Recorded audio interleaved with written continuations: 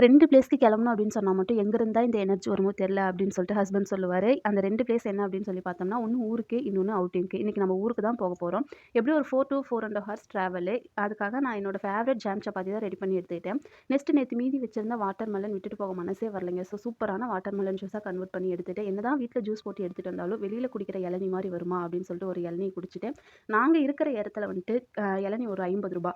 இப்ப நான் குடிச்ச இளநீ ரூ. 35. இதுவே அம்மா வீட்டுக்கு போனோம் அப்படின்னா ₹0. இதுதான் கிராமத்துக்கும் சிட்டிக்கும் இருக்கிற வித்தியாசம்.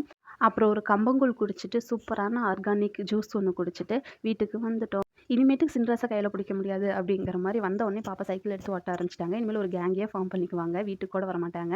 நான் ஊருக்கு வந்த உடனே ஃபர்ஸ்ட்டு பார்க்குற பிளேஸ் இதுதான். கார்டன் தான். அதில வந்துட்டு நாங்க ஒரு 6 மாசத்துக்கு முன்னாடி ஒரு 10 செடி வச்சிருந்தோம். அது போதும் போதும் அப்படிங்கிற அளவுக்கு காய்ச்சி தள்ளிடுச்சு.